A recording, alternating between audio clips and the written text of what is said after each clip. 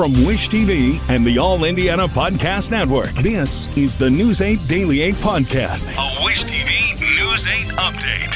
Hi, this is Hannah Mordeau, and this is your News 8 Daily for Wednesday, October 30th. We're halfway through the week, and it does not feel like the end of October at all. We're starting in the 60s. Temps are going to get up to the 80s again today, and it's going to be another windy one. Breaking news, a shooting early this morning has left a man dead on the east side of Indianapolis. The scene is a home on Denny Street, just east of Washington and Sherman.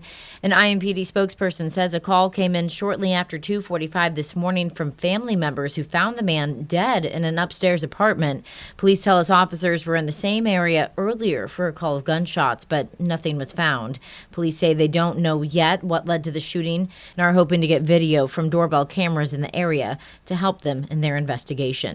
Police are also questioning a person of interest after a deadly shooting inside a plasma donation center. It happened on the east side. News 8's Brittany Noble has the details. IMPD says the shooting took place while multiple patients were still hooked up to IVs. The 911 call went out around 2:30 yesterday afternoon at the Biomat USA on Post Road, just south of 38th Street. A witness who did not want to go on camera told News 8 donors that they were ripping IVs out of their arm and scrambling for cover. However, Tracy Brown spoke to News 8 and says he was preparing to donate plasma when he heard gunshots. I was in front and I heard 4 gunshots. And after I heard them, we ran into the back to the bathroom. And we was back there for like 10 minutes. We heard like another 8 shots. Some other witnesses told News 8 the shooter and the victim were arguing. Police say around a dozen shots were fired and the man who was hit died at the scene. No other injuries were reported. Police say if you know anything that could help police, please contact Crime Stoppers. Your anonymous tip could earn you a financial reward. I'm Brittany Noble reporting for Wish TV, wishtv.com. Follow us on Facebook for updates. From my Team 8, police interviews, a screaming match and a note slipped under a cell door are new keys in the Delphi murders trial as it moves into a new day today. Team 8's Kyla Russell has been in the courtroom since day one and brings us the latest from the witness stand. The jury heard recordings from interviews with Richard Allen, both of them leading to his arrest, and in both of them, he remains adamant he had no hands in the murders of Abby Williams and Libby German. The first interview took place on October 13th of 2022. He told police that on February 13th of 2017, he had gone to the trails after visiting his mom and gone to the bridge to look at fish. He said he had seen 3 girls while he was walking and no other cars were there where he was parked. He explained what he thought he was wearing, blue jeans and a Carhartt jacket. Then comes the turn. Investigators asked to see his phone and Allen first agrees, but then says he feels they think he had murdered the girls. He changed his mind on the phone and said he needed to talk to his wife. Allen became more irritated when they showed him a photo of Bridge Guy. They asked if that was him, and he continually said, no, it wasn't, adding, I'm not going to say anything I didn't do, and arrest me or send me home. Then the jury saw the interview on October 26th, connected to the testimony we heard on Saturday from Jerry Holman. This interview came from Allen's home and car had been searched. In it, we see Allen again deny all connection and even see his wife, Kathy, during the interview. The two embraced and she questioned how his bullet was at the scene. In the video, Holman screams at Allen, and Allen calls the detective a profanity. The video ends right before Richard Allen is arrested. Next up, we got a glimpse into what life was like inside the Westville Correctional Facility, where Allen spent 13 months on suicide watch in a 12 by 8-foot cell. The warden and guards who watched him said he was acting relatively normal until he got legal papers sent to him on April 3rd of 2023. That's when the defense says he began defecating in the cell and washing his face with toilet water. Just a few days later is when a guard said Allen slipped a note under the cell door that said, I am ready to officially confess to killing Abby and Libby. I hope I get the chance to apologize to their families. In total, we heard from 7 guards at Westville. They all say this is one of many times he confessed to the killings while there. We also heard from 1 guard at the Wabash facility. All of them paint a picture of who Richard Allen was and who he became while in custody. Reporting here in Delphi, I'm Kyla Russell for Wish TV. WishTV.com or follow us on Facebook for updates. The body of a soldier from Indiana killed in Missouri is now back home. State police escorted the casket of Sergeant Sarah Roque to her home last night. She was found dead last week at Fort Leonard Wood. Visitation is set for Friday and the funeral service Saturday with full military rights. The Army says it's a homicide. No word yet of any arrests. In your vote 2024, a former Republican congressional candidate is accused of stealing test ballots in Madison County. News 8's government reporter, Garrett Bergquist, shows us what happened and why the prosecutor thinks it was an effort to undermine confidence in the elections. Investigators say this video shows Larry Savage fold a test ballot and put it in his pocket. They say Savage took at least 2 ballots with him. The test isn't accurate because you have ballots that were never entered into the machine, but the worst problem is he gets on his Facebook Live and his a website they have. It's called Madison County Integrity or something like that, and then tells everyone that the election can't be trusted. Ballots aren't counted. We don't have ballots. The ballots weren't there because he took them himself. The voting machine test happened on October 3rd. Cummings says ballots are randomly selected and marked with every possible candidate choice to ensure the machines will read them correctly.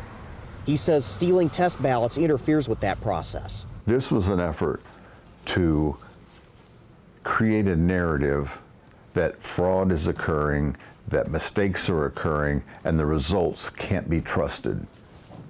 It's such a disservice to our community. This video shows Indiana State Police detectives serving a warrant at Savage's home that evening.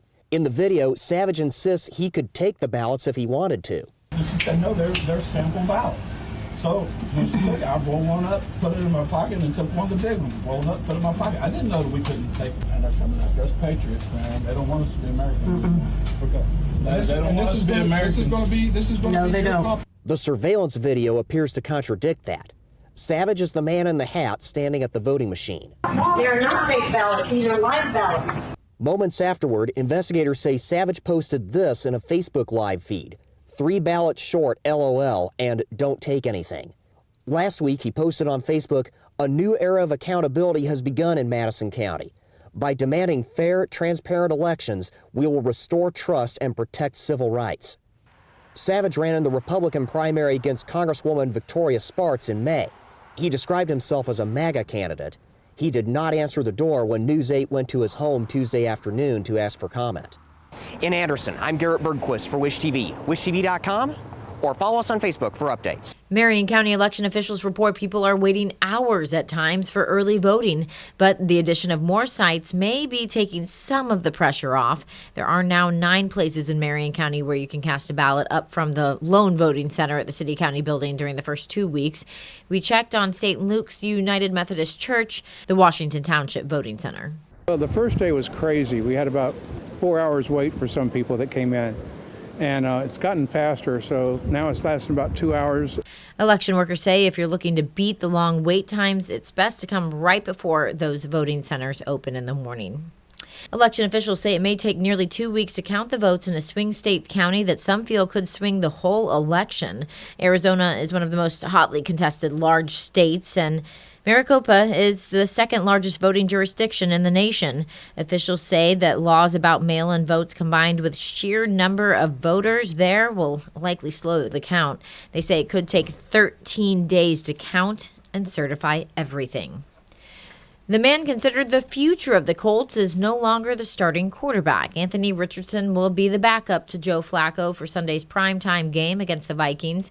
Richardson is coming off a bad passing game against the Texans, 10 of 32, with an untimely interception. He also invoked the ire of many fans, asking out of the game of a play in a critical drive.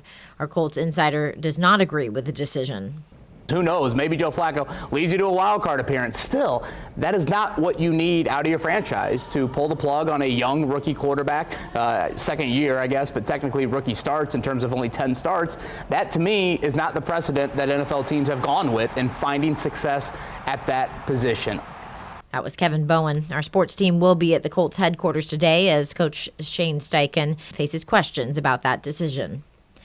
There's another spotlight on Pacers All-Star Tyrese Halliburton. Netflix says Halliburton will be part of the second season of the show, starting 5.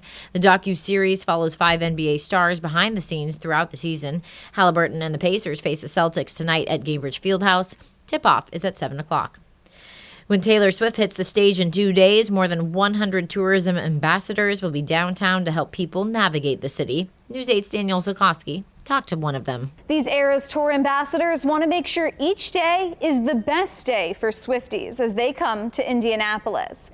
They'll be decked out in pink shirts, jackets, and beanies so that tourists know they're ready to help them navigate the city. We are the fans of Taylor Swift. Students say this is a great opportunity for them to get hands-on experience in the tourism field. I was really interested in this because I hope to work in the music industry with my major. So this is getting an opportunity with the class to see how you even get a tour here, how that brand works. Downtown Indy says this is yet another way to show our visiting Swifties some Hoosier hospitality. I think we do something really incredible with large-scale events. We take them very seriously because we know that we are a prime place to host them. Welcoming everyone, having things for people to do, get involved. It's not just our city, it's theirs when they come here. Wes says the days were broken up into morning and evening shifts, and she is excited to take to the streets of Indy when it's her turn. And remember, there is nothing stopping us from all showing our guests some Hoosier hospitality this coming weekend. Even if we're not in a pink uniform, we want to leave the Swifties feeling like this city was bejeweled just for them. I'm Danielle Zulkowski for Wish TV, wishtv.com, and follow us on Facebook for updates. You can find all of our Taylor Swift coverage, road closures, and events across the Circle City happening this weekend right now at wishtv.com. Wish TV is your education station. It's almost time to meet this month's Golden Apple Award winner. We've already surprised this teacher with the award, which now includes a $2,000 cash prize thanks to our partners at WGU. So here are 3 clues. She's a reading specialist in Wayne Township at a school that serves 5 districts. She's been teaching for 24 years, and along with supporting her students, fellow teachers say she's their biggest morale booster. To watch her, even in the hallway when she's passing by, she's checking in with people, and she just truly has a gift for knowing individuals and protecting the humanity in all of us. She gets a lot of students to buy in, and they feel safe with her. I mean, that's the big thing. She's a beautiful human and passionate about everything that she does.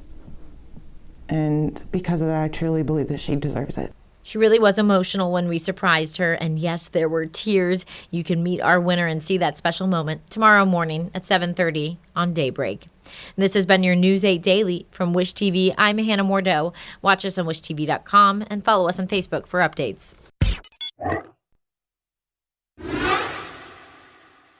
This is the News 8 Daily 8 podcast, a Wish TV News 8 update on demand. For even more, on demand and on the go, connect with Wish TV on Facebook at wishtv.com and on the free Wish TV mobile app. Thank you for listening, and be sure to like, subscribe, and follow this podcast for updates every weekday morning on the All Indiana Podcast Network and wherever you get your podcast.